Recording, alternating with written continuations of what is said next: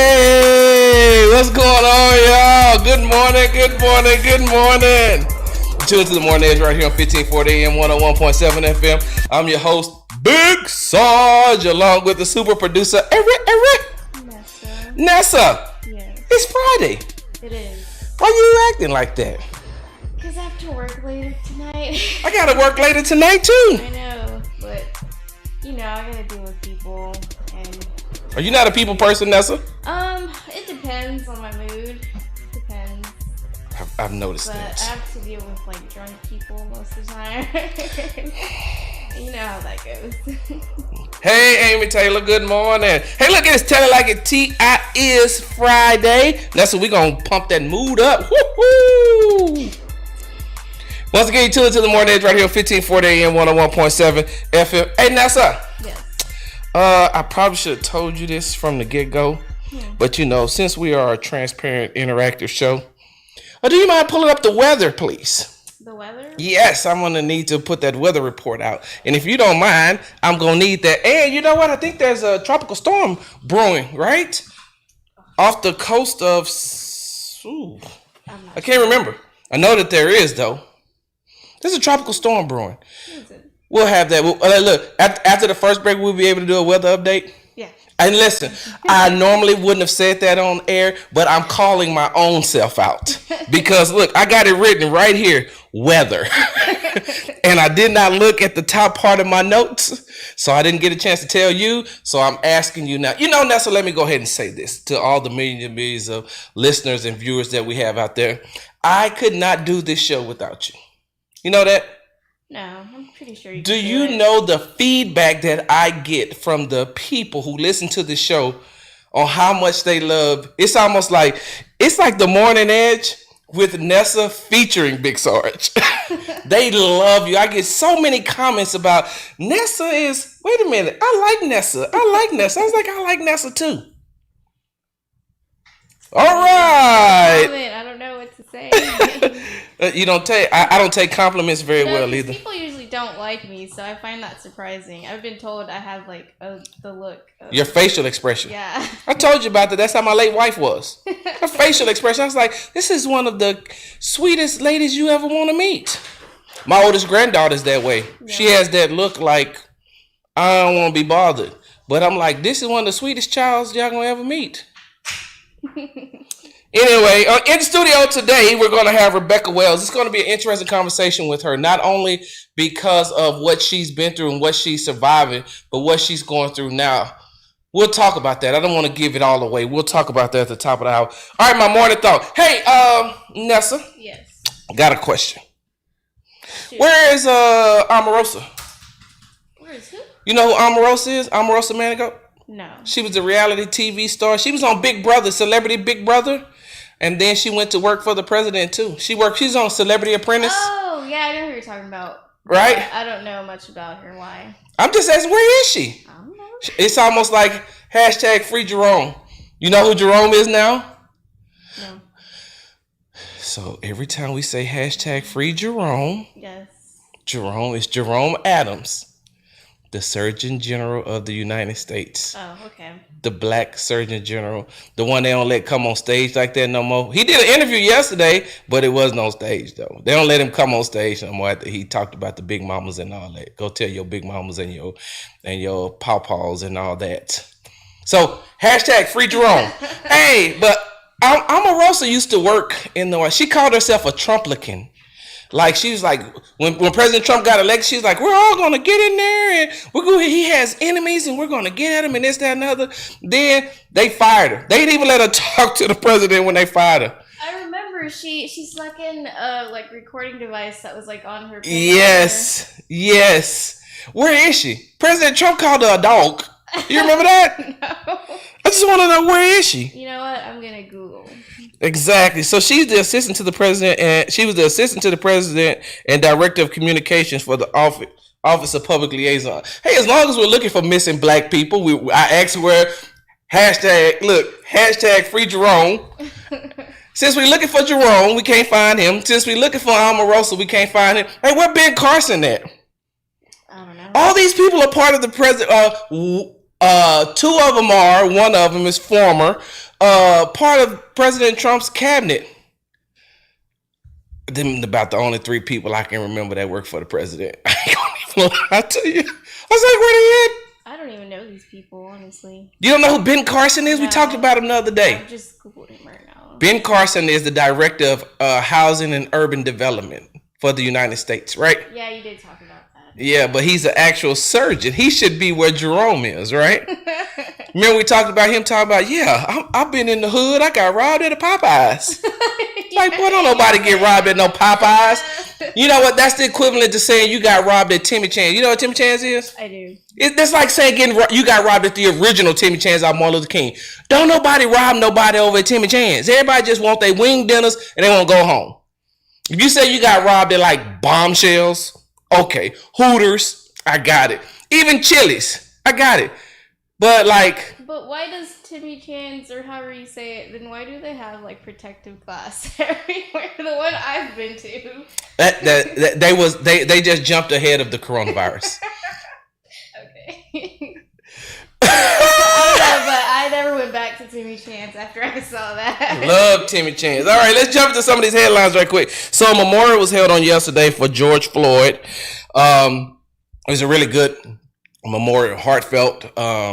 His family members got on and made some comments. There was some, political figures that made some comments. There was a lot of famous people in the crowd at the one in Minneapolis. But they have one here. There's two actually here next week.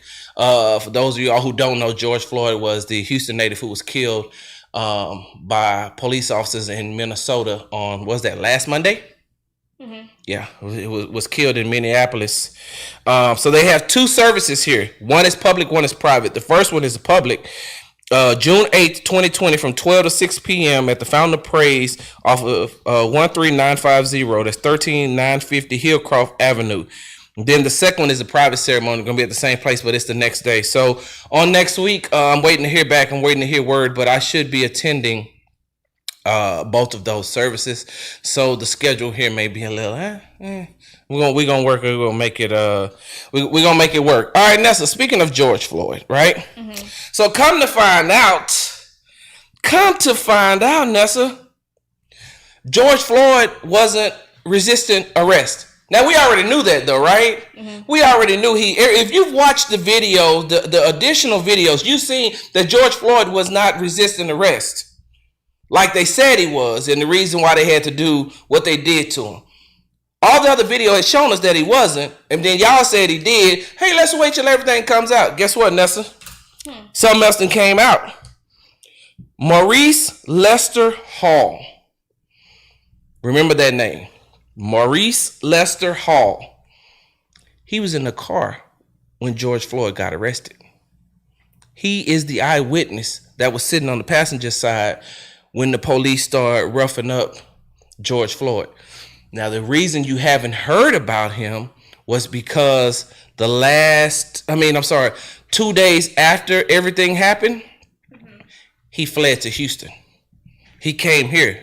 And why not? I was fearful for my life too. If I just watched the police murder one of my friends, if they murdered him right in front of everybody on video camera, they dang sure gonna get to me. So he left, but he came out. He spoke in an interview and said what happened. And in the interview, he talked about how it was hard to hear his friend screaming out for help as he was dying right there. As he was dying by the hands of those Minneapolis police officers. And so I didn't know this either, though. This is new information to me. I didn't know that there was a witness in the car. So did they come to, was it like a grocery store where that happened? Or like it was a convenience store. So yeah. Did they come together? Like him and George? Yes. He was in the same vehicle George was in. Wow. Yep. And so, like I said, come to find out, he was not resisting arrest, which we all knew that. All right, let me move right on along because we'll talk about a little bit more about George Floyd a little bit later on in the show. Hey, you know who Laura Ingraham is? No. Laura Ingraham is a Fox News host. She hosts her own show called The Laura Ingraham something. I can't remember the name. So this is what people don't know about me. I've actually watched some of the shows. I watch some of the shows on Fox only because if I only watch CNN, if I only watch MSNBC, if I only watch those shows, I'll get one biased view of what the world looks like. So I'll go watch Fox and I want to see what they're talking about too. So Laura Ingraham has a show on Fox, right? Mm-hmm. Fox News.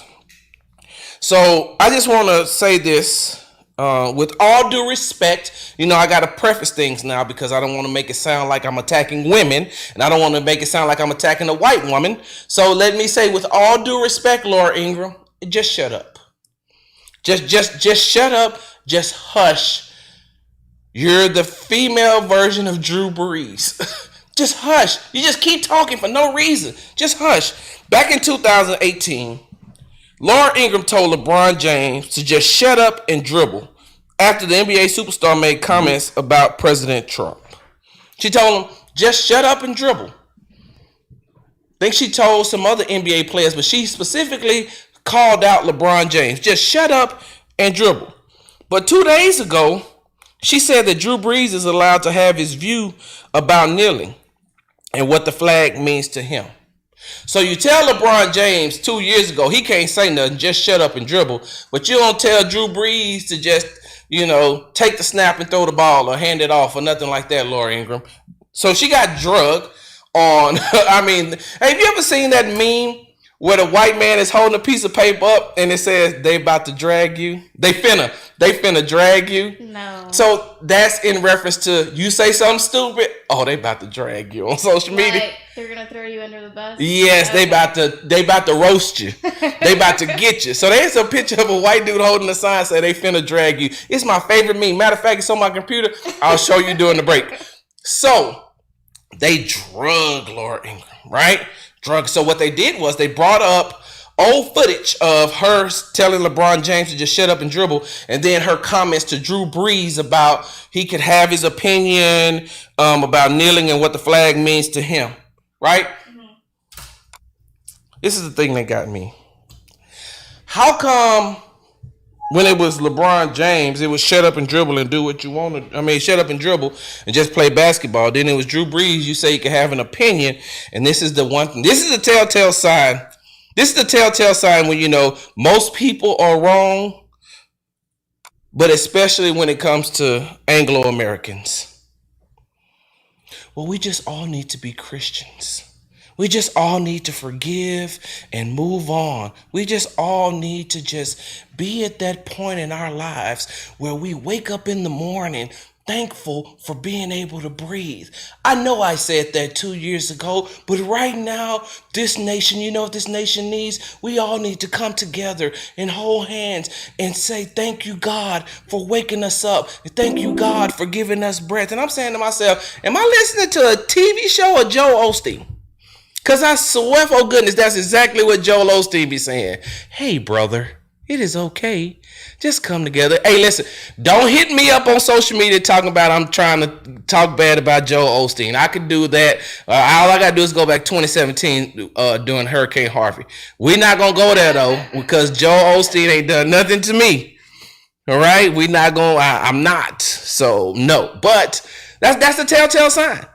Oh, we just all need to come together. No, Laura Ingraham, you wasn't preaching about God, and you wasn't talking about the scripture, and you wasn't holding up the Bible like President Trump when you was dragging LeBron James, telling him to shut up and dribble. Now all of a sudden you want to be like, Kumbaya, my Lord, Kumbaya. I don't want to sing Kumbaya because I don't know the words. I don't know the words. Yeah. We're about to take a break. When we come back, Nessa, we'll finish up with the headlines because I want to know what the hell is wrong with these Republicans, these GOP Republicans. And I don't mean the senators and the congressmen. I'm talking about these people who run the local chapters of these Republican-led things. I know it sounds like I'm really on the Republicans today, don't it? A little bit. I don't care about that. You tuned to the morning edge right here on 1540 AM, 101.7 FM. Hey, we'll be back. Thought leaders, when you're ready to connect with new customers, your radio station has the edge you need to succeed. Call 281-744-0446 For more information, call 281-744-0446. Galveston, Texas City, Lamarck. We've got you covered. KGBC, Galveston, Houston, 1540 AS, 101.7. So let's talk a little bit about intuitive communication. You know, one of the things that I've always found very fascinating is how we instinctively have a connection to one another. And it's one of those things that no one can really explain. They just seem to feel it. I've always believed that in the realm of creativity, we're connected to a higher source. Some people call it the morphic field. Some people call it the cause of all causes, or the knowing, or God, or any number of different things. And whatever your belief systems are, you can appreciate that we all have a higher intelligence. And that's why when I look at what is happening in the world right now with vitriolic speech and with people who are promoting hate and divisiveness, it's really a sad state of affairs. I mean, if you think about the beauty and the diversity that we have on this planet, you think about all the amazing people that can contribute amazing things.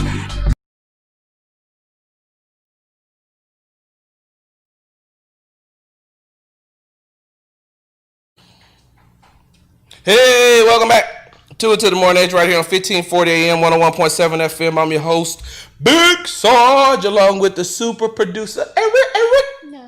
Nessa. Hey, hold on, I thought we was going to have more energy than that coming back, Nessa. I'm sorry. Hey, listen. It's been one of those days where you're just like, wow. Hey, listen, don't make me have to pull out my iTunes and cut on some. You listen to DaBaby? I don't even know who that is. We've gone over this. Nessa, have you ever seen the movie Undercover Brother? No. With Dave Chappelle and what's the dude's name who played Doogie Howser? No clue. I know who Dave Chappelle is. You know who Dave Chappelle is. You don't know the dude who played Doogie Howser. No. I'm gonna need you to watch. I will personally buy that movie for you, Undercover Brother. Okay, I'll watch it with Matthew. Yes, because there's a part on the movie that I want you to see. I won't even talk about it. There's a part of the movie I want you to see, and then we're gonna come back and we're gonna discuss it. Because when you see it, it's exactly what I'm gonna have to do to you. Exactly. All right. Hey, and what the hell is wrong with these GOP, these Republican chair people, Nessa? In San Antonio, remember we talked about yesterday, the chairperson up there, she said that George Floyd, remember we talked about this yesterday? She said George Floyd was killed so that President Trump wouldn't get the black votes. Yes. Remember we talked about that up in Big Sarge County, if I'm not mistaken. She said, hey, all this is staged. A man lost his life because black people don't want, the black people and the Democrats don't want President Trump to get the black vote, right? So you would think that everybody else would see that and be like, oh man, let me back off. Harris County GOP Chairman-elect Keith Nelson is under fire for his Facebook tweet. So let me go ahead and give a little back brief on this before I even get off into this. I'm so tired of seeing and hearing Martin Luther King quotes. I don't know what to do. Oh my God, Nessa. When I tell you I'm so tired, I know who Martin Luther King Jr. was. Mm-hmm. I've read about him. I've listened to him. I heard him. Oh my God. Please stop making Martin Luther King Jr. your go-to right now. Everybody is running to these quotes from Martin Luther King. And I'm telling you all, I'm gonna say this. Nessa, I gotta say this. Let me say it exactly like this. Stop using Martin Luther King quotes like you do scripture. Nessa, I don't know how spiritual you are, and you don't have to say it right now. But people pick and choose from the Bible. They pick and choose scripture on whatever fits their narrative. Now, I'm not going to get too religious on air, so I won't just quote scripture right now, but that's all I'm going to say. The same way that these people are picking and choosing scripture to fit their narrative is the same way people are picking and choosing these Martin Luther King quotes. Side note, don't ever let nobody tell you that the Bible says, come as you are. Because it ain't nowhere in scripture where the Bible say come as you are. And black people been abusing that phrase for years and lying and saying, well, the Bible say come as you are. For real, show me. So it's not in there? You heard this before? No. You heard come as you are? I mean, no, I know that's a song. But yeah, Nirvana? No? Okay. Yeah, the Bible don't say come as you are. Oh, thank you, Amy. Neil Patrick Harris. That's his name. Doogie Howser. Anyway, yeah, the Bible don't say come as you are. Nowhere. But black people been saying that's been scripture for the longest. The Bible says. Like, you got to repent for lying. Anyway, so back to GOP chairman-elect out of Harris County, Keith Nelson. He put a Martin Luther King quote up, right? And then right next to the Martin Luther King quote, you know what he did, Nelson? He put a banana next to it. So just by your initial reaction from looking at me, I know what you're already thinking. You're saying to yourself, I haven't even seen this quote. I haven't even seen this thing on Facebook. I haven't seen anything about it. And I'm already thinking, you can't put up a banana right now because that's going to automatically make you think of monkeys. And, black people been called monkeys for a long time, right? Mm-hmm. He put a banana next to a Martin Luther King quote. And then you know what he said after that? Well, I was just saying that, we need peace with the Martin Luther King quote. And the banana means that the world is going crazy. That the world is going bananas. I'm saying to myself, bruh. He's full of... What? What? They canceled him just like they canceled that lady up in Bexar County. They've already came out and said, There's no possible way you going to put that up. It doesn't even make sense. So let's move right along. Now, listen, I got to go off script a little bit. Because I got something right here, right? Called The More You Know, right? Mm-hmm. And we're going to talk about that a little bit later on. But this is the new details that's come out about the Ahmaud Arbery case on yesterday. Oh, we're going to get into this. We got to get into this. We really going to get into this before our guests come, right? But I got to put this to the side. Now, see what I'm doing right here? Putting it to the side.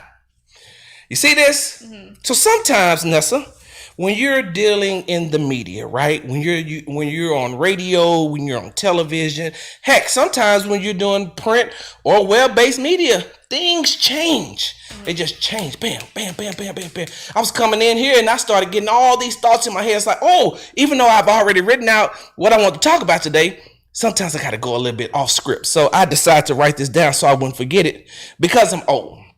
First thing, on yesterday, I didn't get a chance to address the Drew Brees situation and the comments that he made. And I went on Facebook Live and I did address it. So I'm not going to rehash it because most people who are listening and watching now, who follow me on social media, they've already heard this. All I'm going to say is this. What Drew Brees said, his initial comments, what he said, that's Drew Brees' opinion and his opinion alone. I always tell Nessa, the one thing you'll always hear me say is, when it comes to opinions, I respect your opinion. I just disagree with it. Mm-hmm. Like, I respect it because anybody can have an opinion, and I'm not trying to make my opinion your opinion. Don't make your opinion my opinion. I got a saying that goes, it's my opinion, not ours. It's mine.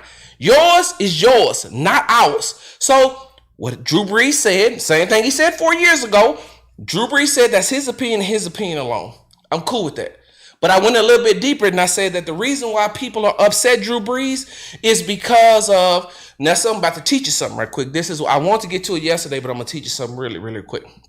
So the 369th Infantry Regiment Unit, AKA as known as the Harlem Hellfighters, right?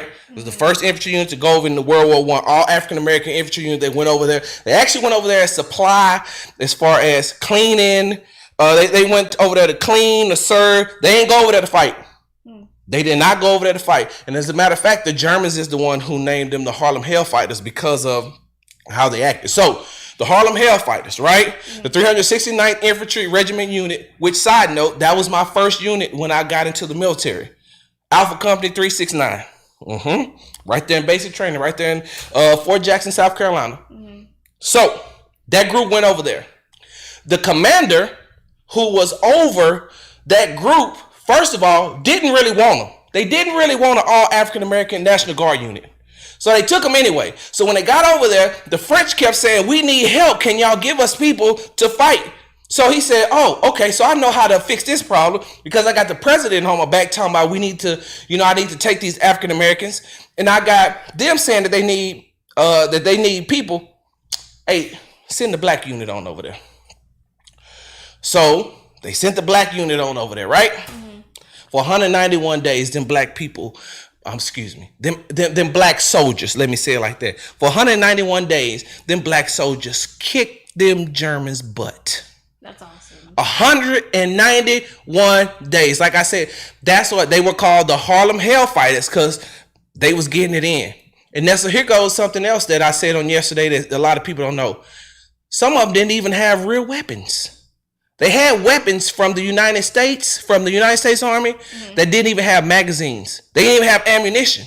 Wow. And the clips from the French didn't fit the guns because it's two different types of guns. So some of them was over there just using the thing to fight. They received the highest valor you can receive from the French army. That's awesome. The highest valor that you could receive. The medal they got, mm-hmm. the whole unit got, highest valor, right? Some people in there, higher ups in the command said, hey, they don't deserve nothing. Because if you give them something over here, they're going to think that they really done something, or they're going to really think they somebody. And then when we get them back over there, it's going to be hard for us to bring them back down. We don't really want them to have nothing, right? Right. Came back to the United States, right? Mm-hmm. They came back. They had, there was a parade for them. Thrown by the African American community though, mm-hmm. in New York. There was a parade thrown for them. After that parade, they went back to being boys. They went back to being the N-word. They went back to being treated like the lowest scum of the earth, even though they even though they were veterans. Even though they were went over and fought in the war, mm-hmm. across the water. But they come back here and they get treated like crap, right? Mm-hmm. So I say all that to say that Drew Brees, when you start talking about how your great-grandfathers fought in the war and how that flag and what that flag means to you, there's also descendants of these Harlem Hellfighters. There's also descendants of people who fought in the Vietnam War, in the Korean War, Iraq, Afghanistan. The African American soldiers still ain't treated like they should be treated. I know I was an African American soldier. I got stories that I could tell you. Like, side note, Nessa, we got to go to the break. Let me just go ahead and say this. I got stories that I could tell you about how it's still discrimination in the United States Army. When my mother-in-law was diagnosed with stage 3 colon cancer, we were in Germany, Baumholder, Germany. Now, in order to be able to come back home, and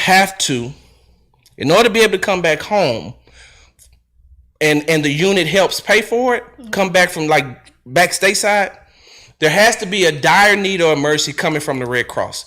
I know that. I've done a lot of Red Cross messages in my life. We got a Red Cross message telling us my mother-in-law had a 15% chance of living, right? 15% chance of living. We got there. I was like, okay, now my wife is going crazy. The kids is going crazy because they we don't want to lose our granny, right? So everything's going crazy. Now, mind you, Nessa, I work in the office where I know the rules and the regulations on what's supposed to happen, right? Mm-hmm. You know what my commander told me? Specialist Bearfield, we're not going to send you home. I said, sir, I have a Red Cross message saying my mother-in-law is about to die. According to the regulation, immediate family. This is my immediate family. This is my wife's immediate family. The unit is supposed to help us get home. No, we're not going to do it. We're not going to send your wife home and you can't go. Right? Wow. I told him that's bull crap. Okay, I got it.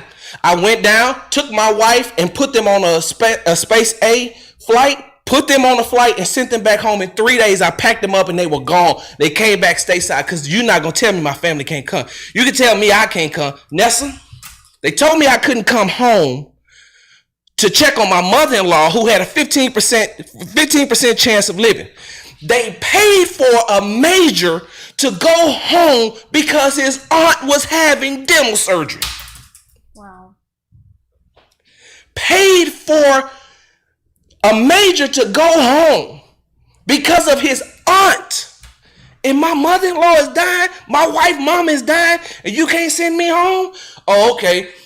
The black specialist need to stay, but the white major can go. And I said it just like that. It's Tell It Like a TI Is Friday. If you want to talk about it, 281-587-1540. Y'all know, people who follow me, watching me right now, y'all was in my unit over in Baumholder, Germany. Some of y'all were in my direct chain of command. Call in and dispute what I'm saying. We'll be back.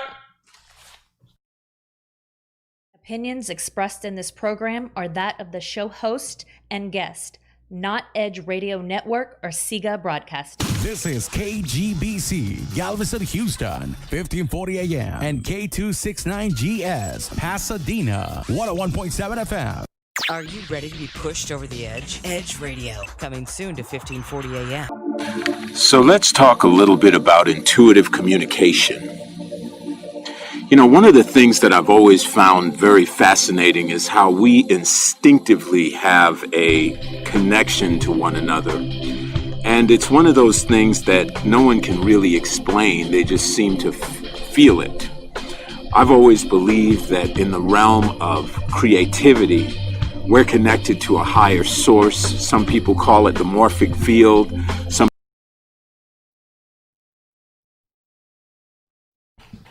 Hey, welcome back. You're tuned to the Morning Edge right here on 1540 AM, 101.7 FM. It's Tell It Like a TI Is Friday. I'm Big Sarge. That's the super producer. Nessa, you got something for us? I do. The weather? Oh, okay. I'm sorry. You just told me that. Oh, okay. So it's gonna be 79 degrees outside. It's mostly sunny. Mm-hmm. And that's all I see. 74 tonight. I don't know much about weather. Don't worry. I'm not a news person. Hey, listen, can you practice it over the weekend and be like, I'll get like and that. over here, and over here. You know I don't talk like that. I'll practice for you. All right, Nessa, before I went to the break, I was talking about Drew Brees and his comments that he made. And I told him, hey, look, your opinion is your opinion. Some people respect the flag. Some people don't because of everything that, you know, that their black ancestors went through. And I told a story that you said scared you. I apologize, but I got kind of emotional starting to think about it. So, Nessa? Actually, I have a question. Yes. So, what year was this when this happened? Had to be 2012? Yes. 2012, because I had just gotten back from Afghanistan in 2011. Okay. So got back December 2011. Yeah, December 2011. 2012, my family was told that. Because I was getting ready to leave too anyway to reclass. So yeah, it was 2012. Okay. Yeah, so my mother-in-law is still living. My mother-in-law survived. Really? Yeah, she survived. Awesome. But I lost my wife, so you know how that goes. They call her Granny. She a mean little old white lady too, boy. Ooh, she a mean little, because she from New York. Oh, no. She got that attitude too. Well, she's a mean little. So I was talking about, Drew Brees. Mm-hmm. And so now I want to say this. Dear black people, right? Dear black people. Hey, after all of this civil unrest is done, after we get through protesting about unarmed civilians being killed at the hands of law enforcement officials, hey, after we get through all of that, can we go back and address something that has been ingrained in us for a very long time? Can we stop the discrimination between light-skinned and dark-skinned people? Because that's a real thing, Nessa. I don't know, you probably never heard that, but that's a real thing between light-skinned and dark-skinned people in the African-American community. Nessa, you see how dark my skin is. You know how many times I've been called a little black boy with your black darky or this, that, and other by my own people. Wow. Yeah. So that's why I wrote this down, because I'm like, can we stop that? Because that's something that needs to be addressed. So, Nessa, you ready for this little history lesson? Yes. Always. So, well, one, let me just say this before I give you this history lesson. Hey, dear black people in Louisiana, you mad at Drew Brees by what he said, and you say he racist and this, that, and other. How long y'all been discriminating against each other as far as light skin, dark skin? Y'all do that a lot. Louisiana, oh, they definitely do that, because a lot of them are descendants of the French. So they got very, very light skin. There's some people in Louisiana right now that, and Cody can tell you on Monday, there's some people in Louisiana, you think they were white and they're black. Really? Yeah. They're very, very light skinned. Very, very light skinned. And so that's what I'm saying. People in Louisiana, stop discriminating against each other first before you start trying to call out Drew Brees. That's hypocritical. Second thing is this, Nessa. You ever heard of the paper bag test? No. Back in the 1900s, and shoot, it seems like all the way through right now. If you were darker, you know what a brown paper bag looks like. Mm-hmm. If you were darker than the paper bag, they wouldn't let you into some African American establishments. They wouldn't let African Americans into the African American establishments. Really? If you were darker than a paper bag, you couldn't get into some churches. You couldn't get into some nightclubs. There's certain places that you couldn't get. It's called the paper bag test. Look it up this weekend. I'm going to look it up right now. Paper bag test. Also, there was this thing called the beige door. If you were darker than the beige door, you weren't going to be able to get in. You seen it? It pulled up yet? Yeah. It says 1900s, right? Yes. See what I'm saying? On this show, on the Morning Edge, where truth matters, you learn stuff on here, right?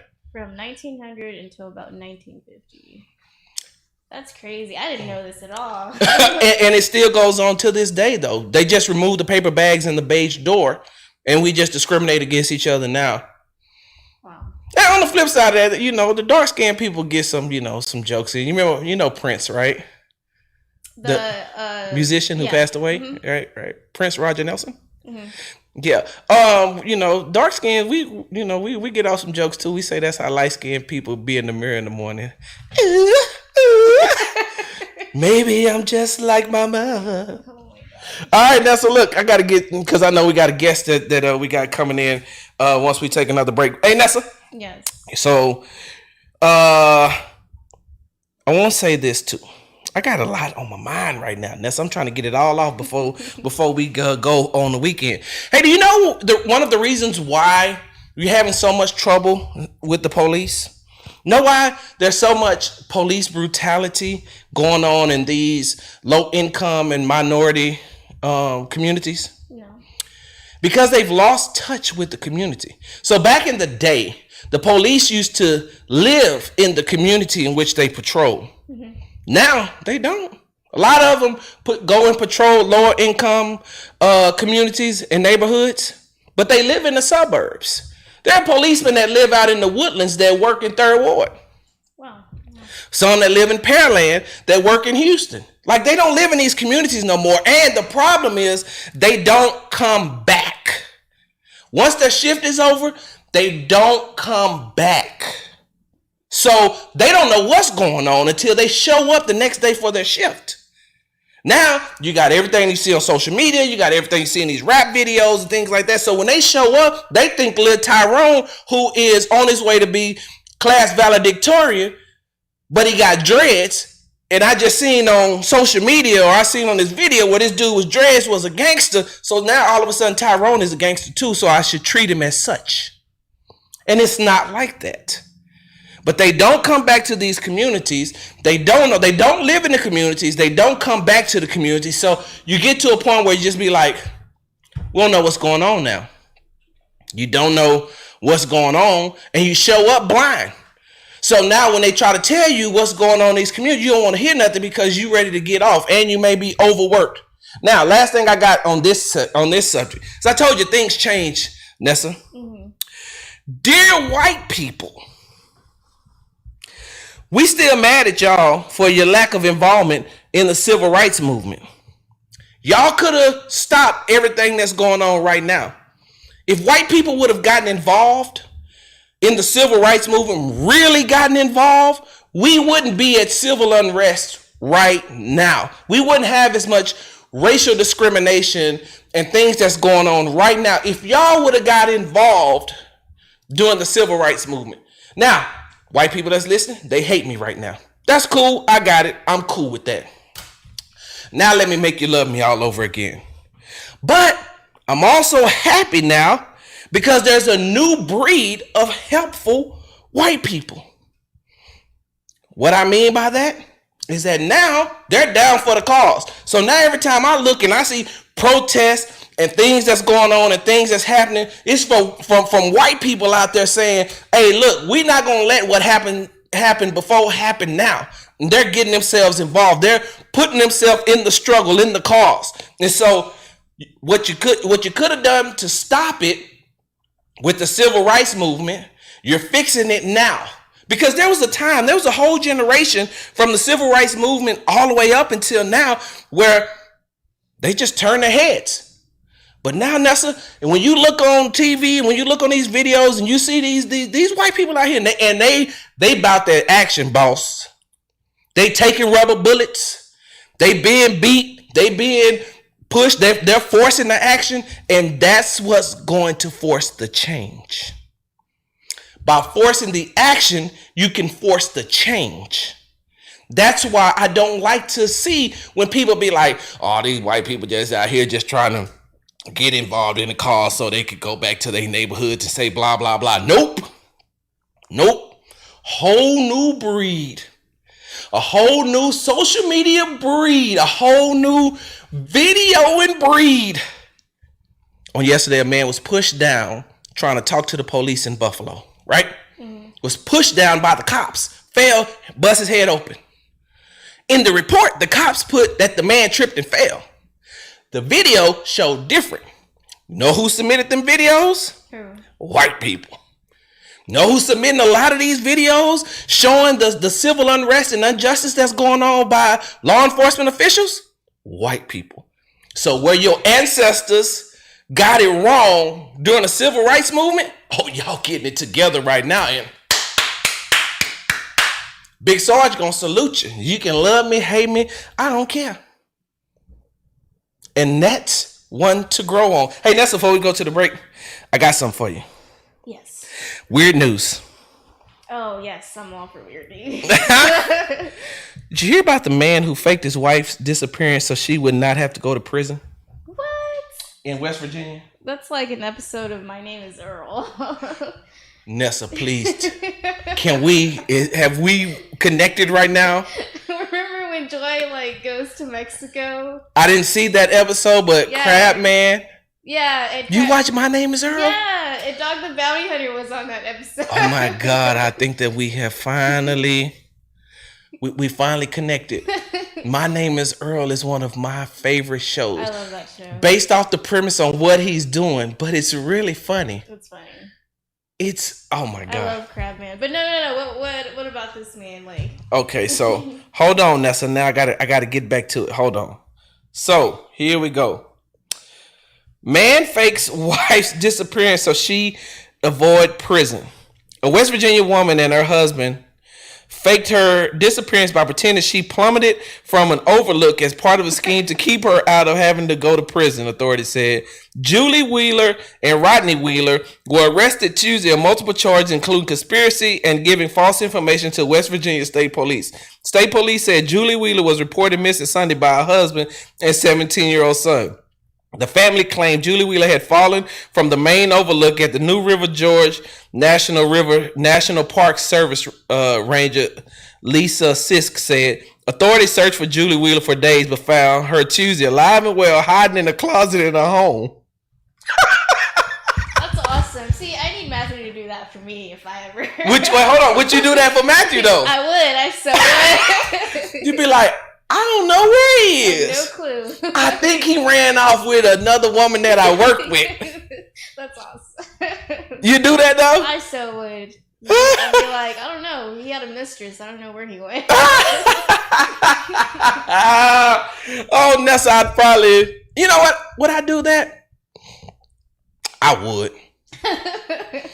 I would, because that means I would have to go to jail for my wife, right? Yeah. I would. I almost went to jail for my wife in Germany. Really? Oh man, I have some of the best and the worst stories from Germany. But yeah, I almost went to jail for Mila in Germany. Mm-hmm. Wow. And I told him I would. Ride or die. That's awesome. You gonna tell Matthew this story? I am. And you're gonna be like, that's what you do, right? That's what you do. That's what you do, right? Tune to the morning right here on 1540 AM 101.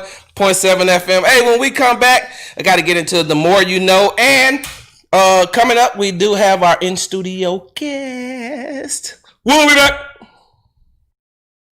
The views and opinions expressed in this program are that of the show host and guest, not Edge Radio Network or Sega Broadcasting. 1540 AM and 101.7 FM Houston, Pasadena, Clear Lake, Galveston. Advertising doesn't cost you money, it makes you money.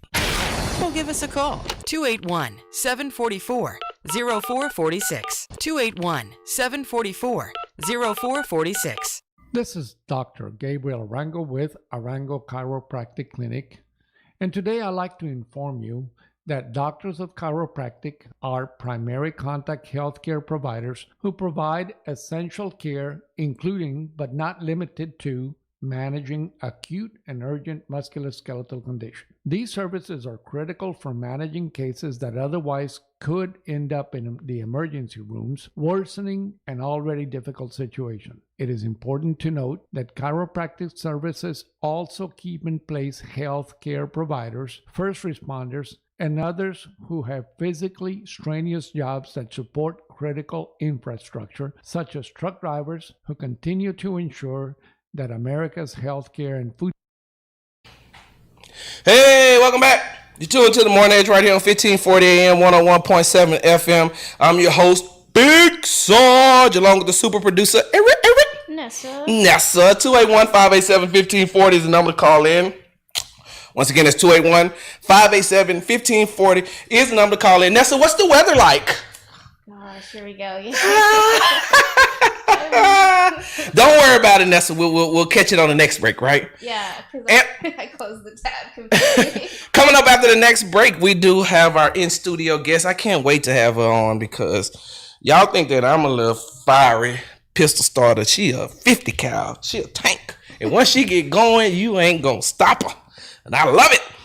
It's Tell It Like a T.I. is Friday. Nessa already just said that she would totally lie to the police for Matthew and say, I don't know where he went. Yep, I so would.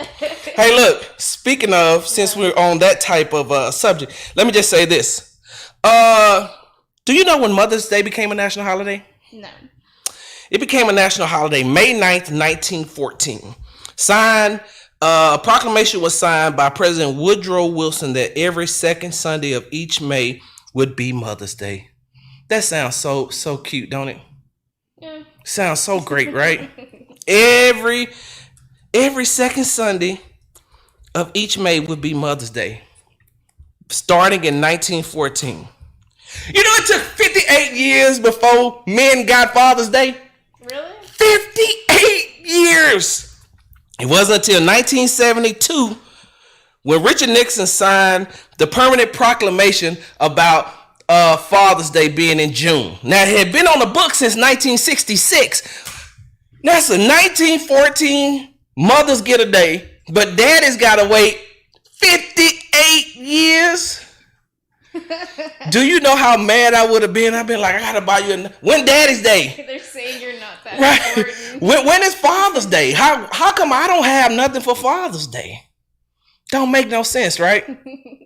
All right, Nessa, I'm gonna save this the more you know until Monday, because I'm pretty sure there's some more that's gonna come out, and I want to do a little bit more digging, and I want to be able to just jump right into this thing, so I won't even tell you what that is.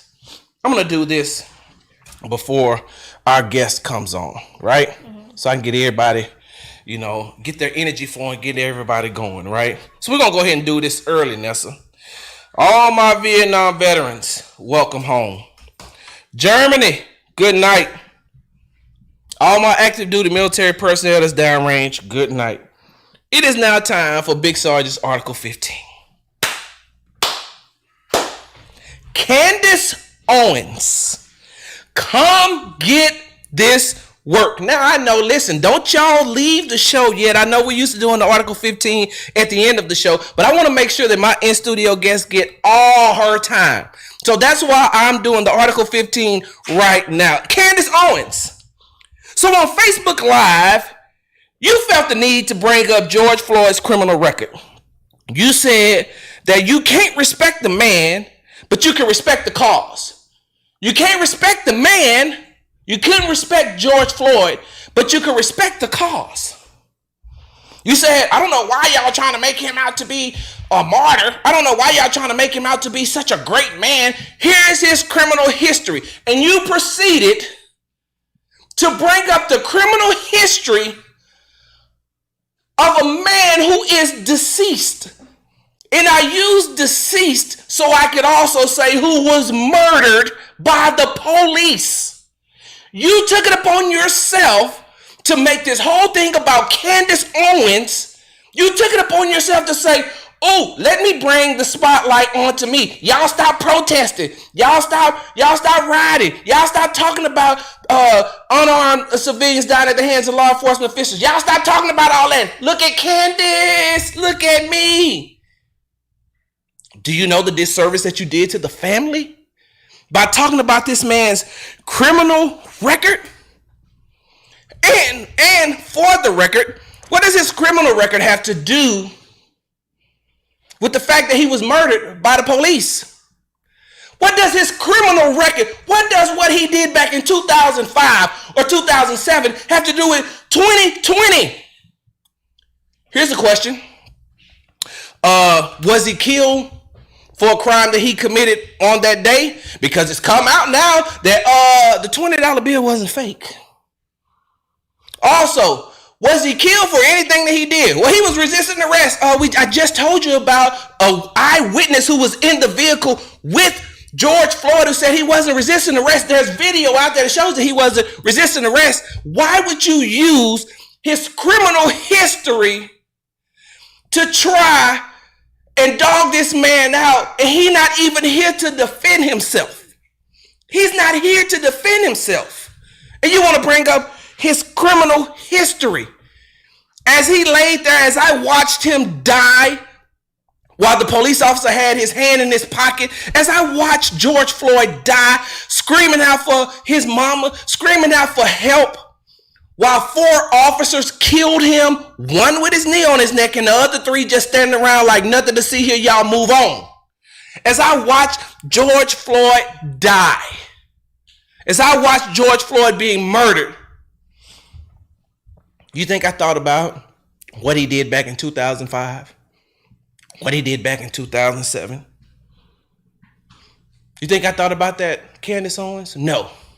Also, side note before I get to what I really want to get to. Hey, where is your video about President Trump and Jeffrey Epstein? Because there was court documentations from litigations from a disposition put out by Anonymous that showed you that what they've been doing, or what they did, not what they're doing, what they did with these young kids, 11 through 13 years old. There's a disposition that shows you that. You didn't make no video about that, but you want to talk about George Floyd. You want to talk about his criminal past. You want to talk about his criminal history. So let me go ahead and fix you, Miss Candace Owens. Let me go ahead and tell you how you got this thing misconstrued. So there's a guy out of Houston that is on Facebook. His name is, I think he goes by 5-Star General. And 5-Star General, he's in Minneapolis right now, but he puts out these videos and he talks about everything that goes on behind the scenes in Houston as far as what the police are doing, what these councilmen are doing, what these city officials are doing. So I watched the video. The video was sent to me by one of my friends from 5-Star General. I watched this video and I said, wow, Nessa, you remember we talked about police officer Gerald Goins earlier in the week?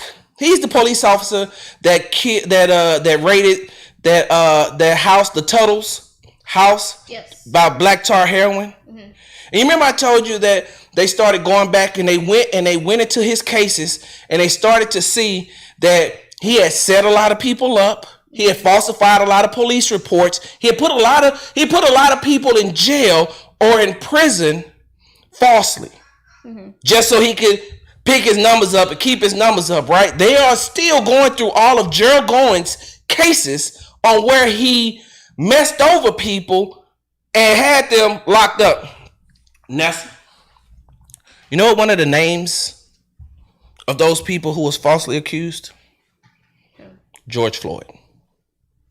There's documentation that you can go out and look and see that District Attorney Kim Auk sent a letter to Art Acevedo, the Houston Police Department chief, saying that Gerald Goins falsely accused George Floyd of a crime.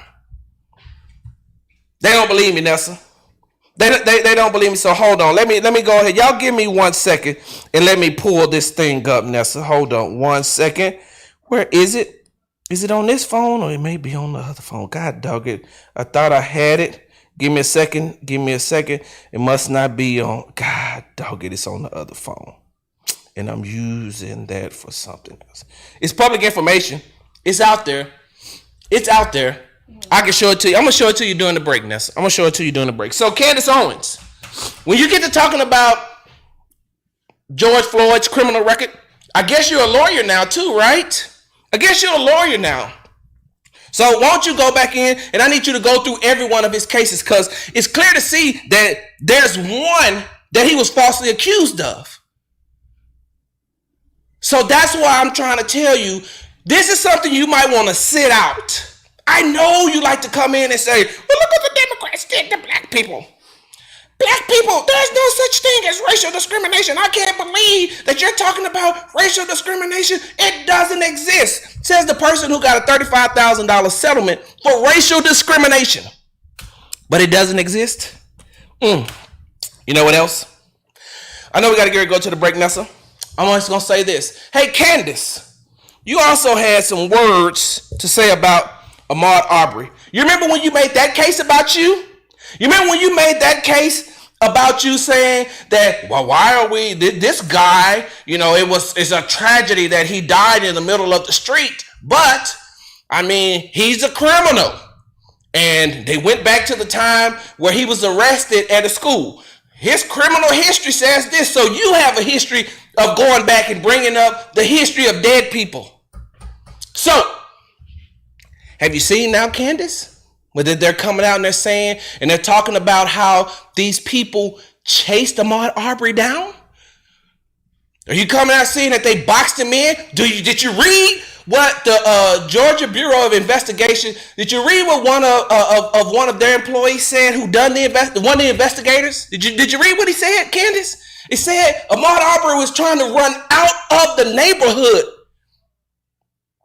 And one of the people who was chasing him down boxed him in and pushed him back into the neighborhood. Hey, Candace, I haven't seen a video of you saying anything about how Ahmaud Arbery wasn't just jogging, he was running for his life.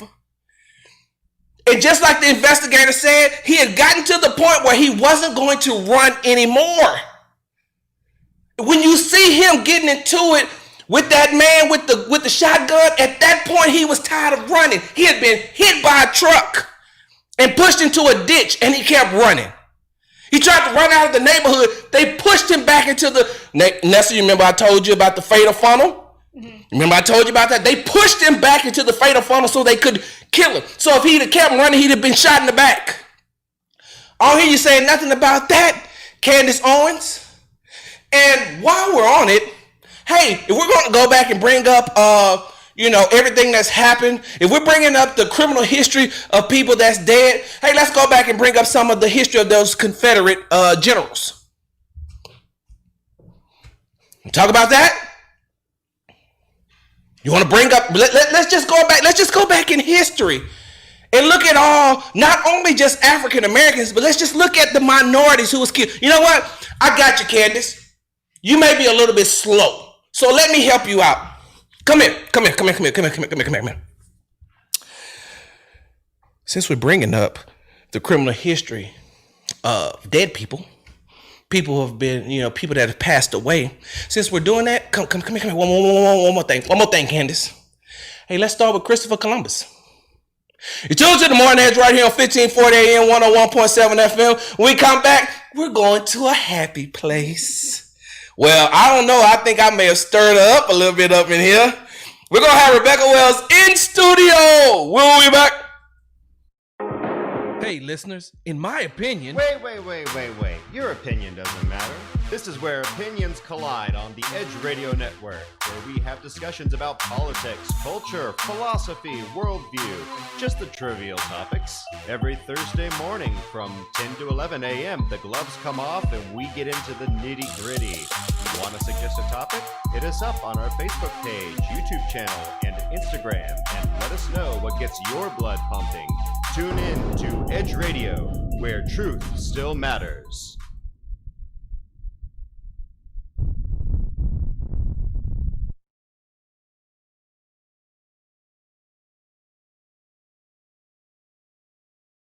People call it the cause of all causes, or the knowing, or God, or any number of different things.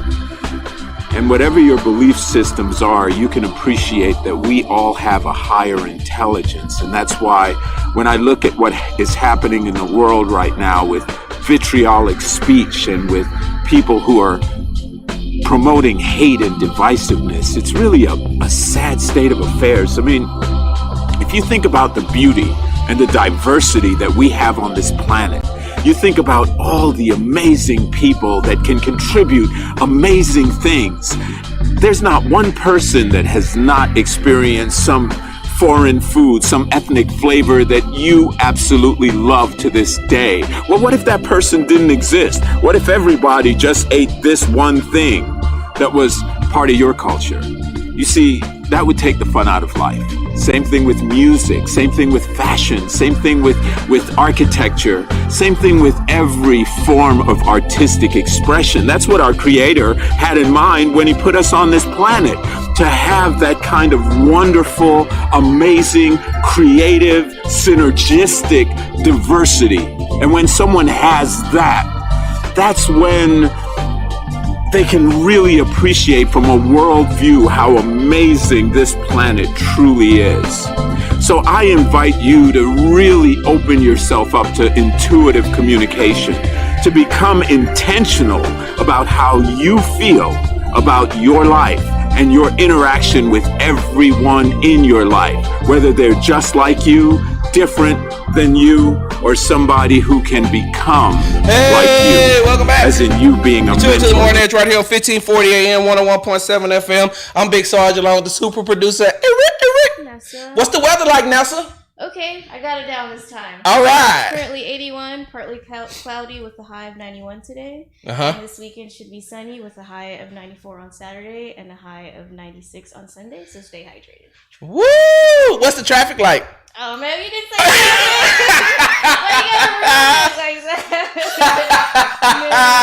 Thank you for that, Nessa. Hey, look, I told you all that I had a treat for you now, and I do. So, before I let this young lady introduce herself, I'm just going to say this. And, you know, I just went off on Candace Owens, and I got my energy all raised up. That's only I had to get myself all hyped so I wouldn't cry. This young lady that's in studio with me right now, she has a very, very, very real story on both aspects, from medical and social. But this young lady did so much for my wife, my late wife, Jamila, when we was doing the Mila's Journey 5K, the last one that Mila was able to attend. This young lady helped organize, put everything together, and she probably don't remember this, but I still owe her a basket from that. Since 2017. Listen, I ain't afraid to. Nessa tell you I try to be as transparent as I can, so I know I still owe you a basket from that. So, but watching her, hearing her story, hearing her journey, and especially during these times right now, I just wanted to say I want to bring you on there and in front of the millions and millions of viewers and listeners, friend of the show, Greg Abbott, friend of the show, Shelly Rosalutha Parks. I just wanted to make sure that I said thank you, and I appreciate you so much on just being you. And especially in these days, it's hard for us to sometimes to just be ourselves, but I want to commend you and give you a big Sarge salute for being you. So, Rebecca, can you go ahead and introduce yourself now that I'm about to make myself cry again? Well, first of all, I cannot tell you how honored and humbled I am to be here to just be on your platform. And I'm really nobody special. What? I met Brian. I'm a colorectal cancer survivor, and we got connected through that story. And it was I only met Jamila a couple of times, but learned so much grace from her. And thankful that through her we got to be what I know is a lifelong, friend. Yes. And really, I'm just here by proxy. I'm married to a Black man, and I have 2 biracial children. But I'm learning, like everyone else, how to be a better anti-racist and not just a non-racist. Yes. And I think I've been comfortable for a long time just saying, oh, I know these stories because I see them lived in the faces of the people with whom I live, but that's not enough. So in recent times, I've just become more emboldened and empowered and learning how to be comfortable with being uncomfortable. Yeah. I've heard that statement before too, comfortable with being uncomfortable. Now, before I get into what you just talked about, I want to go back for just 1 second. Because I'm going to be honest with you. I didn't know what colon cancer was until I told a story about my mother-in-law having colon cancer in 2012. That's the first I had ever heard of colon cancer, because growing up in the African-American community, the only cancer we know about is like breast cancer, lung cancer. We don't know too much about it, or I didn't know too much about it. So when I heard about colon cancer, I was like, huh? What? Okay, tell me what this is again. And so there's a lot of people who, like myself, who aren't as educated on colon cancer as they need to be. Also, I know that they had deemed colon cancer a old person's disease, and you're not old by far, and you got me up in here sucking in my stomach because you in shape and I'm not. But at what age was it when you were diagnosed with colon cancer? So I was diagnosed at age 43, and I was like you. I think I knew what it was, but it wasn't really on my periphery at all. And so it was a big wake up call for me as well. Like I said, I heard about, kind of like you said, the majors, breast cancer, lung cancer. And I knew it was a thing, but I never thought about it being a thing until my diagnosis. Yeah.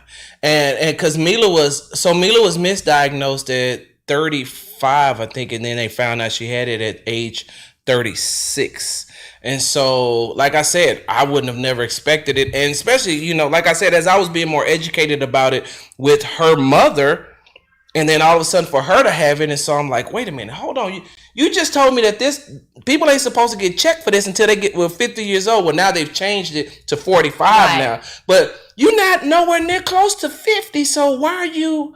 And then I just didn't understand. So if you have any advice, because I want to jump into the other thing, but if you would have any advice for younger people who don't think that this could happen to them, as far as, being diagnosed with colon cancer, what would you tell them? So, to use sort of a pun, trust your gut. If you think that something's going on with your digestive or bowel or excrement system, I'm sure that's not medical terms, but is that what happened to you? Is that how you ended up going to get checked? I mean, if we can be real here, I thought I had some raging internal hemorrhoids from running and such. And I had changed my diet, and because I was doing the most, I was training for a triathlon, a marathon, and playing soccer like a weekend warrior and working 60 hours a week. So I don't even know how I had time to develop cancer, but I did. But if you have anything going wrong, if something's wrong with your, poop, tell somebody, tell a doctor. If they dismiss it, go see another doctor. Go and, like you said, the running age for a colonoscopy is 45. But if you have anybody in your family that's got any sort of diverticulitis or any digestive problems, like for my kids, since I was diagnosed at 43, they're supposed to get their first colonoscopy at 33, so 10 years younger than my age at diagnosis. So, like I said, just trust your gut. If you think that there's a problem, better to rule out the problem than to live with the problem, because my tumor probably was growing for about 2 years before I experienced any symptoms from it. Wow. And see, and that's what happened. So, like I said, Mila was misdiagnosed at 35. And so, like you said, you're supposed to get checked 10 years prior. Her daughter just turned 25. Time for her colonoscopy. So now it's time. At 25 years old, she has to go get checked. Her oldest daughter just not turned 25. And you said what did you call it again? Like diverticulitis. Yes. Anything that's going on with your colon or your digestive tract. Like I said, I always say a colonoscopy is a bazillion times better than chemotherapy. Yes. And that's what happened was with Mila. They told her that she had that because of ibuprofen that they had prescribed. Oh, you took too much ibuprofen. And so that's why they did a sigmoid flex or whatever it's called. And they didn't go through, even though they were supposed to give her a full colonoscopy, they didn't. And so just like you said, that tumor probably was growing on you for 2 years. For Mila, it grew for a year to the point where it started pushing on her appendix, and they gave her a mercy appendectomy, right. And that's when they found the tumor. And so that's why I'm still kind of upset to this day, but I gave them a pass. So this is what I want to jump to as well too, and we got to take a break in just a second, but I want to get your response to this, before we go to the break. Like you said earlier, you're married to an African American male. I see y'all dancing all the time. I see him DJing. I see him building things. He's one of those young men that, he don't look like he like to sit around a lot. Y'all travel. If I put it like this, you like the coronavirus and the quarantine is helping me out right now, because I probably wouldn't have been able to get you on the show if everything would have been normal, because you would have been traveling. And especially now your son's home from on summer break. Right. Just completed his first year of college. Correct. So I wouldn't have been able to get you on. So, hey, look, that's kind of a blessing for me. But now everything that you're watching and everything that you're seeing going on, as an Anglo-American woman being married to an African-American male with 2 biracial kids, what is the lens like in the view for you? Especially, you grew up in Cy-Fair, correct? Correct, Cyprus. Yeah, so I said Cy-Fair. Yeah, Cyprus area. And so what does that look like for you, and how much do you fear for not only your kids, but for your husband as well? Right. So, I mean, like I said, I kind of been, honestly, like in a bubble. Cyprus is a great community. I grew up there. My kids both graduated from Cy-Fair High School. It's, relatively peaceful. And so it's easy to put your head down and just focus just on your family and, not be overwhelmed with all that's going out in the world. And for a long time, I knew all that was going on, know all the injustice and the systemic racism, but it was easier to put my head down, quite honestly. And I'm, both embarrassed and proud to admit that. And so with George Floyd, that was just, with everyone, it was just like, it was almost that it leads you to feeling defeatist. Yeah. Like, what can I do? What can I do? Trayvon Martin, just remind me of my son. My son loves wearing hoodies. He has a little fro and everything, and it could have just as easily been him. And so, but you think, what can I do? That's in Georgia. What can I do? This is in Minnesota, and I'm just here in my house, and what can I do?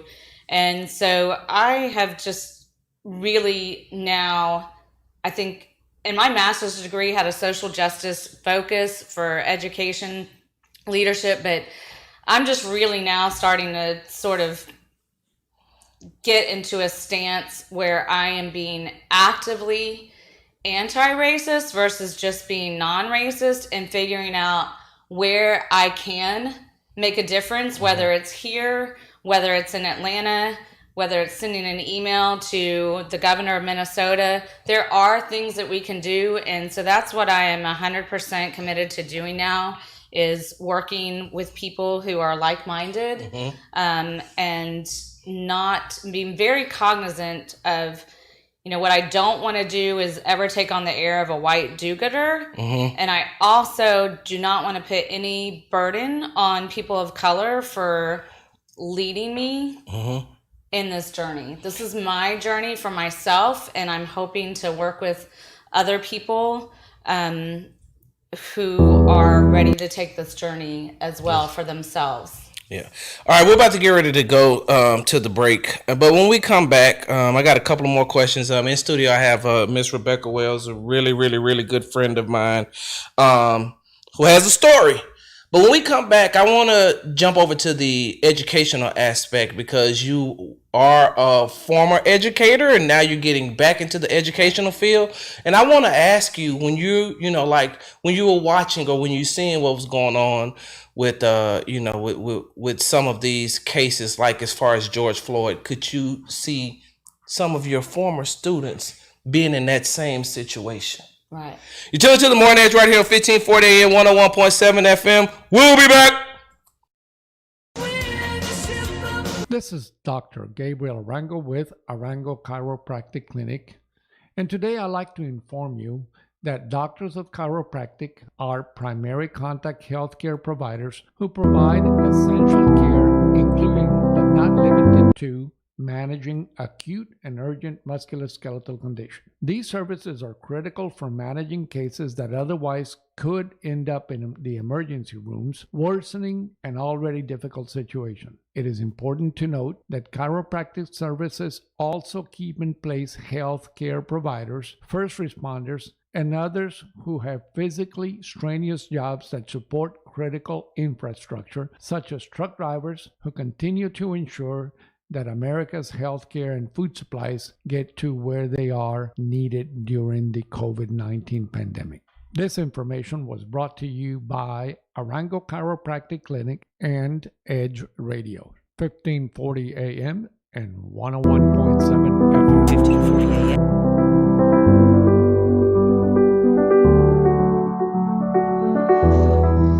Between the ages of 0 and 5, a child's mind is very impressionable. Researchers call it the theta brainwave. This low frequency is the state of consciousness. Hey, welcome back. You tuned to the Morning Edge right here on 1540 AM 101.7 FM. I'm Big Sarge. That's the super producer, Nessa. On Monday, we will have weather and traffic updates, correct? Yes, you didn't tell me about traffic. I know, I didn't. Look, Nessa, you've been on this show long enough to know there's going to be some surprises every now and then, right? Yeah. Just got to be prepared, like watching Undercover Brother this weekend. So, in studio with me right now, I have Miss Rebecca Wells. Now, Rebecca, before we went to the break, I asked you a question. You are a former educator, and now you're going back into the educational field again. And I asked you, when you were watching, wait, hold on. Maybe I should ask you, have you watched the video of George Floyd? I can't. I can't. I can't. I have not. I've not watched the Ahmaud Arbery video. Like I'm also somebody who can't even watch like fictionalized like violence on movies and stuff. I definitely am this kind of a watcher for that stuff. I don't. You've seen the pictures though. I've seen the pictures, and I actually just saw a very powerful picture. It was a poster where somebody had written out his last words, like line by line. Yeah, and that was super, super powerful. So no, I cannot watch it. I am so thankful that somebody filmed it, but I couldn't. One thing I was thinking about was, will his little girl ever watch that video, and how awful and traumatizing that would be for somebody. But again, if the video is going to do anything to help let justice be served, then I'm only glad that it exists for that reason. Now, your first time around in education, was it in a low income minority community? So yeah, I've done all my teaching, and then I was an assistant principal, has been done in Title I urban inner city school environments. So yeah.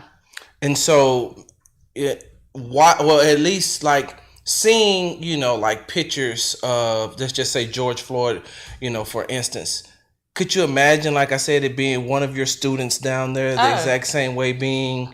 I could imagine it being my husband. I could imagine it being, a student. Look, I think that there's enough evidence to show that this could happen to any person of color at any time. It's happened to, wealthy athletes. It's happened to people of all socioeconomic statuses, because the common denominator here is not good person, bad person. Mm-hmm. It is person of color. Yeah, is what seems to be the common denominator in the way that some of these matters of a non-violent, non-felonious offense are handled. Now, because I know your husband's attitude, and it radiates all through social media, right? It radiates all through social media. When he has to watch, and your son as well, because his radiates as well, and your daughter, she has this huge smile. I was like, wow. And so, because it used to be where you just be like, wow, we gotta watch out for our African American males, but now African American females are under the same scrutiny as well, right? And so when they are watching things like this happen, and they're watching things like this transpire, like what was your husband's attitude towards this? The George Floyd thing, he said it really made him angry to watch. And my husband's not easily moved to anger. He's a super happy-go-lucky, easygoing kind of man. Plays with the kids in the community. Yeah, he's that guy at the playground. He's like, he comes out and then all the kids sort of flock to him. Yes. And everything, and it doesn't matter. Like, he's the dad. Their dad could be 5 feet away, and he's pushing their kid on the swing. Yeah. But when he said that got me, because for him to be angry, I knew it really rocked him, and he didn't go off or anything. Part of the problem of this, the way that black males are treated, the emasculation of them, and I don't know if you read my thing that happened to him at Home Depot the other day. I'll tell it if you want. Yeah. So he was returning some sandpaper in an unopened package, $4.97 package of sandpaper. He didn't need it for one of the projects. He said he's been building stuff. Yeah, we've been doing a lot of home DIY stuff. Yeah. But, the customer service rep that took it at the return counter said, and now it was a 5-pack of 6-inch sandpaper. This is important. It sounds stupid, but it's important. Unopened package. She says, "Did you use this?" And he said, "No, it's not been opened." So she breaks the seal on the package, opens it, counts the sheets, says, "You used a sheet. There's only 5 here." And he said, "Well, number 1, you opened it. Number 2, it's only supposed to have 5 sheets in it."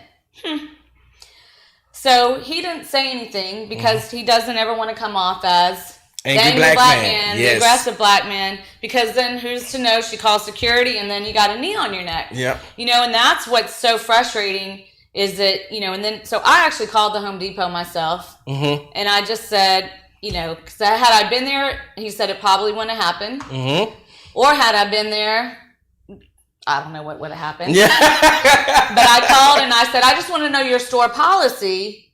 When somebody brings an unopened, sealed package item, is it store policy to open it and count the items?" Because I'm like, I wish you would have bought a package of 1,000 finishing nails. Would she have counted that? But anyway, she said, "No, that doesn't make any sense." I said, "Well, that's what I was thinking." And so then I gave her the details of my husband's race, the race of the woman that was, taking the return.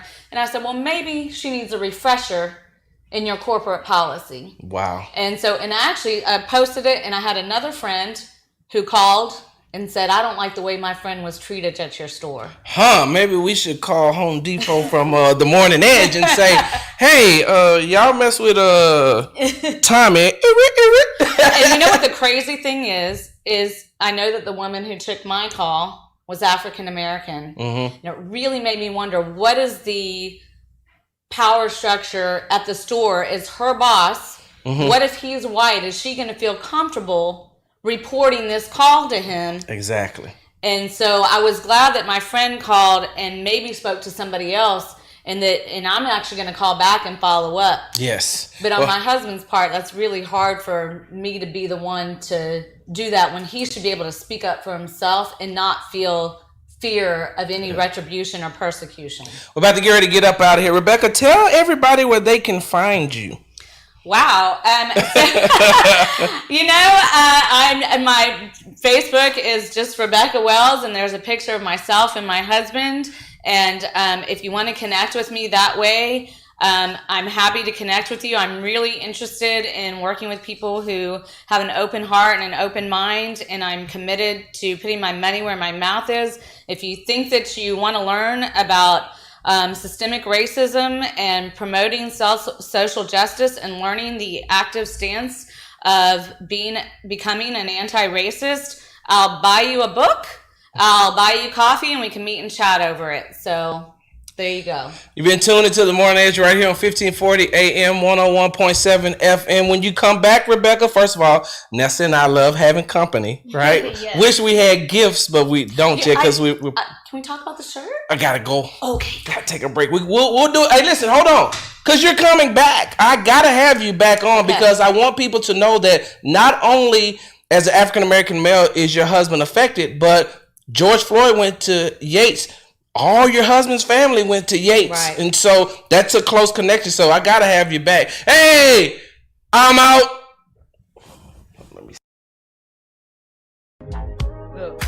Put your filthy hands all over me. This is Dr. Gabriel Arango with Arango Chiropractic Clinic. And today I'd like to inform you that doctors of chiropractic are primary contact healthcare providers who provide essential care, including but not limited to managing acute and urgent musculoskeletal conditions. These services are critical for managing cases that otherwise could end up in the emergency rooms, worsening an already difficult situation. It is important to note that chiropractic services also keep in place healthcare providers, first responders, and others who have physically strenuous jobs that support critical infrastructure, such as truck drivers who continue to ensure that America's healthcare and food supplies get to where they are needed during the COVID-19 pandemic. This information was brought to you by Arango Chiropractic Clinic and Edge Radio, 1540 AM and 101.7 FM. Hi, I'm Ben Affleck. The only thing better than playing a hero in the movies is being a hero in real life. Like the 50,000 veterans who returned from Iraq and Afghanistan with devastating injuries. They are true heroes, and they're why I'm proud to support Paralyzed Veterans of America. For more than 60 years, Paralyzed Veterans of America has made a promise to never leave a fallen comrade behind. They make sure veterans with spinal cord injuries get the quality medical care, rehabilitation, and housing they need when they come home. They stay with our fallen heroes for the long term, offering counseling, job training, and support to help them regain the freedom and independence they fought so hard for, all at no cost to them. Our veterans fought for us. Let's fight for them. To learn more about how you can help, visit pva.org. That's pva.org. We will never leave a fallen comrade behind. Business owners, thought leaders, when you're ready to connect with new customers, your radio station has the edge you need to succeed. Call 281-744-0446. For more information, call 281-744-0446.